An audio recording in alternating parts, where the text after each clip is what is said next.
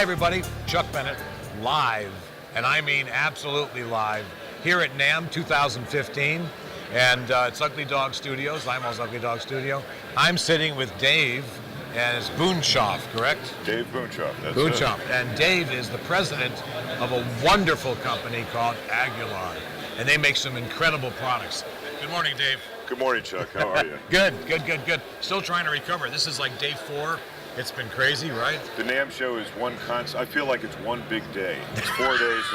After 4 days, you kind of go, was that really 4 days or was it just one long experience? I'm trying to figure out how we can get some vacation time after this. I mean, you know, it's like, I gotta need a break. Unbelievable. Well, we could go to Disneyland. It's across the street. Wow. But nobody's asked us, hey, what are you doing after the NAMM Show? Oh, that would be a great tagline. What are you doing after the NAMM Show? Sleeping. Okay. Okay, so Aguilar, wonderful company. Thank you. Interesting products. Tell us a little bit about you and I hear you're a musician. I am a musician. I came to New York about 30 years ago and set out to become a studio musician. That was my goal. I had some success. I think I made it to about the B- level. I never made it to the A team for sure, but I did recordings in a lot of different areas, rap music. I toured with one of the later versions of the Mamas and the Papas. Really? Yeah, I did some jingle dates and other studio dates.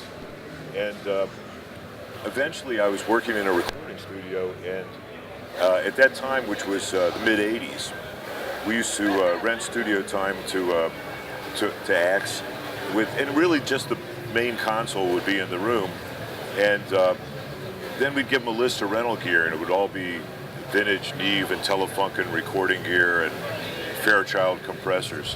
So I started to learn about equipment and the impact it would have on the sound, and start to understand it from a more engineering standpoint. And this was while you were a musician? Yeah.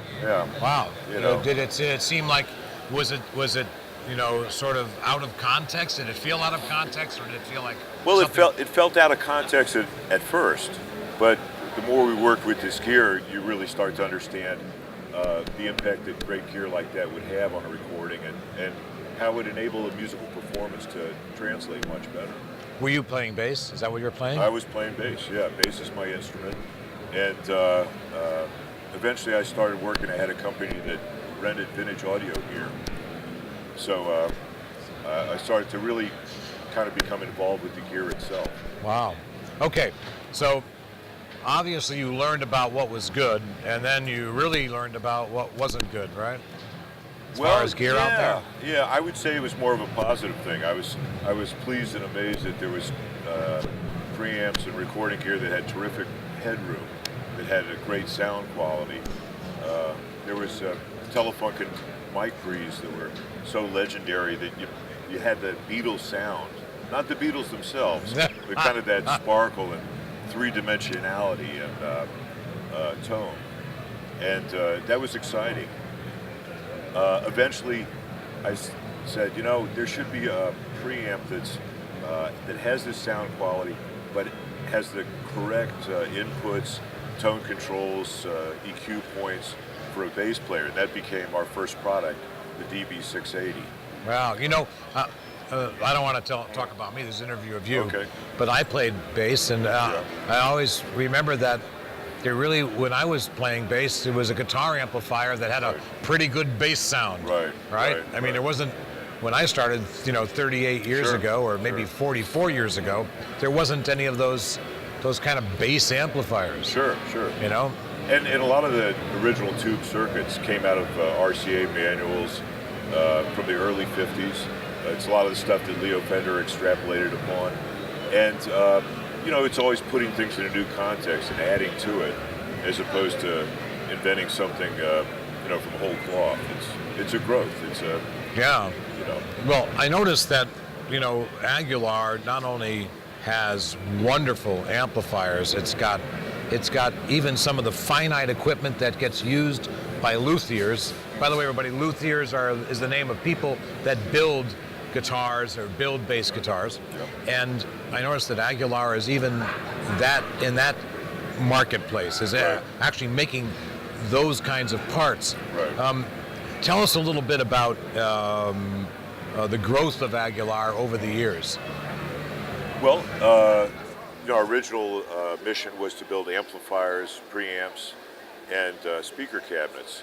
And for the first 10 years, that's what we kind of stuck to. We also had a product called the OBP, onboard preamp, which is a preamp we've been making for a long time, specifically to go inside the bass guitar. And it really is designed to give you a larger tone palette, as opposed to really change the instrument, just broaden the palette. So if you want to dial in some red, you can now actually get some crimson. So, or you can get some lipstick red, and the sound of your instrument is still what it is, but maybe more interesting and maybe broader. And I think the progression for us into doing bass effects pedals and pickups, which has been a great deal of fun and to do, is that we view the bass guitar and the amplifier as being one instrument. Because when you think about it, if you play a bass guitar and you don't plug it into something, certainly if it's a solid body bass guitar, there's no sound chamber. You're not going to hear much. No, you don't hear much. It's certainly not going to be... My wife likes that, by the way. I'm sure. And it's good for late night practicing. That's right. And getting the fingers limbered up, but wouldn't be good for a performance, that's for sure. So we kind of see the amplifier and all the electronics combining with the mechanical system, the strings, the bridges, the nuts and everything. And that's the whole instrument. So we take a very kind of, I guess you could call it a holistic view of what the electronics do. Yeah. An organic view, yeah. And it's different. I'm not saying we're the only people who see it that way. I think that guitar amp companies and guitarists have a more integrated view of that. So a guy buys a great Les Paul, he's going to think about what he plugs it into, because he knows that that's going to create the whole essence of his sound. Exactly. And I think bass players sometimes will think it's all in the instrument, and let's just do something that's audiophile for the amplifier. And our viewpoint is that the whole amplifier bass system has to be musical. It has to have great dynamic response. It has to have a fully developed overtone series. And particularly for bass, the amount of content, harmonic content, tone, that's right on the attack of the note is really important to bring out. Well, one of the things that I noticed that drew me to Aguilar was, yes, you still have the good beefy refrigerator kind of amplifiers, right? Or albeit sort of like an apartment refrigerator. Yeah. But there's some new little amplifiers, and I hear a lot of people talking about the science behind those that Aguilar has, where I can get this enormous sound out of this little amplifier. Right. Is that true? Is that? I don't know if I'd call it a science. It's more like a mixture of science and art. Okay. So the science part is probably the switching amplifier, which gives you an amplifier that doesn't need a lot of transistors and therefore doesn't generate a lot of heat. So therefore, you don't have to get rid of the heat. Got it. And heat is kind of the enemy of all electronics. Certainly it's the enemy of all transistor electronics. Oh yeah. So without a transistor, without a lot of a big heat sink to get rid of it, you're really going to a very lightweight product. And then of course we have switching power supply, which means you don't need a big power transformer. Wow. So you get rid of the weight that way, but it doesn't necessarily make a great sounding amplifier. The tone shaping and the happens in the preamplifier. That's the part that really creates the amount of distortion, the tone controls, the shape of the waveforms that we're going to send to the amplifier. So it's really a combination of the art of the preamp and the science of the power section. And I would say also kind of a mixture of science and art in how you combine the preamp with the power section. Wow. So we're very proud of that line of amplifiers. That's the Tone Hammer amplifiers.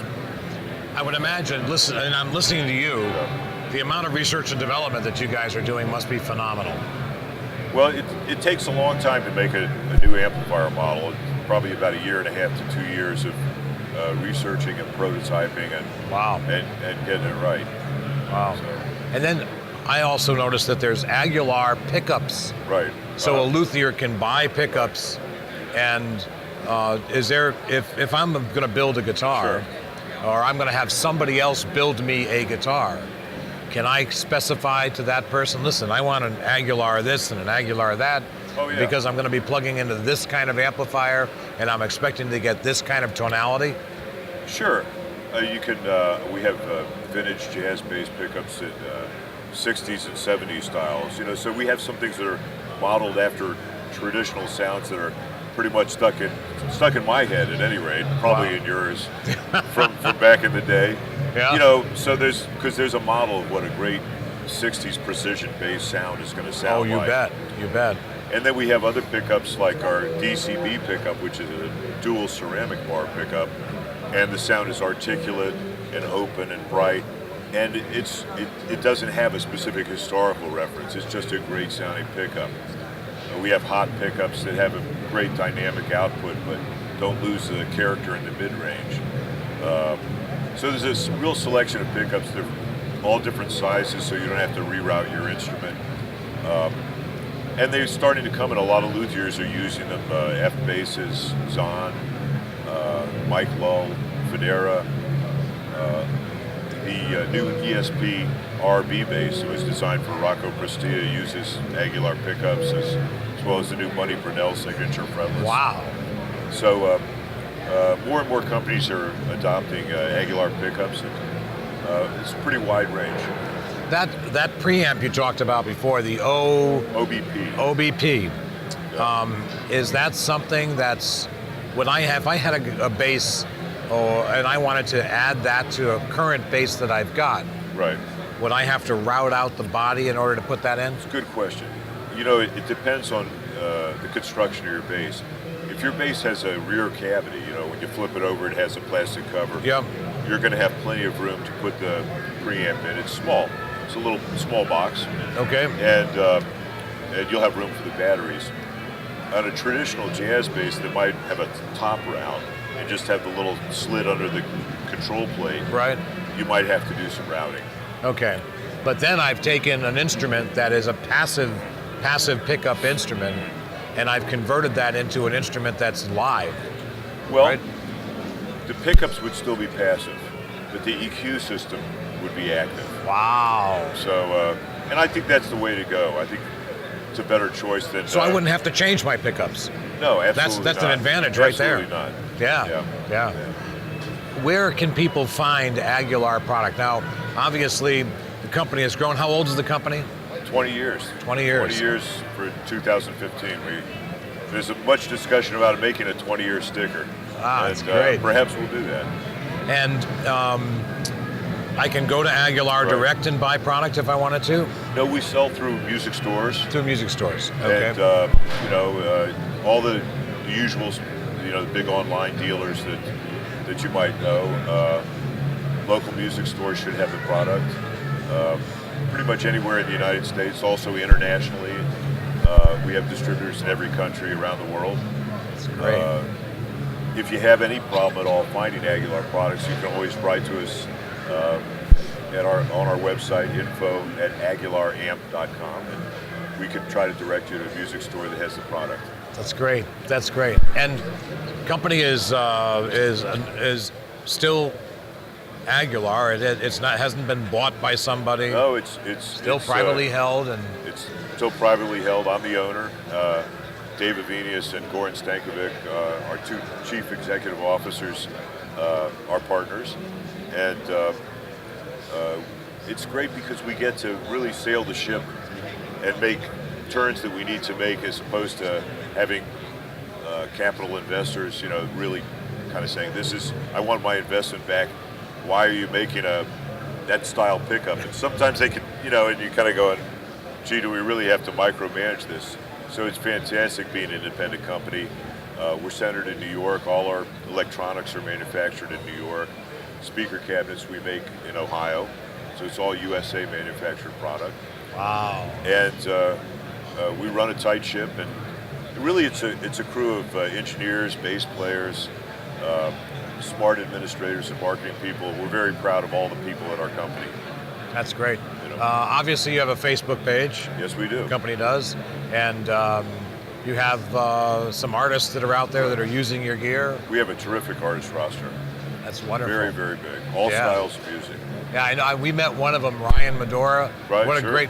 The interesting thing is the basses are bigger than she is. She's a smaller person. Yeah, yes, that she yes. can play though. She's Yes. really, really great. Really great. Great groove player, and she's one of the many Aguilar artists from great jazz players like Gary Willis and John Patitucci. I just met with the bass player for Dopapod. You know, new groups that I'm finding out about. Artists, bass players who are out with country artists like Jason Aldean and Dwight Yoakam. You know, we feel like we're making bass gear that's intrinsic to the instrument, that it's a musical experience, and it's going to work for a lot of different styles of music. Yeah, I think there's one in my future. I think there's an Aguilar amp in my future. I'm hoping the wife hasn't heard this, because she's always yelling at me about what I'm buying. You know, committing it to video is not a way to hide stuff. Probably. Well, listen, everybody. If you want one of the best amplifiers in the world, you've got to get to an Aguilar dealer and try them out. Bass players, you know what I'm talking about. You know you're the foundation of the group, you and the drummer. And if you can't kick that drummer's ass once in a while with a good sounding bass, then what are you doing? Find Aguilar, make it happen. Dave? Thank you, Charles. Thank you very much. Thank you. Right. Bye-bye. Bye-bye.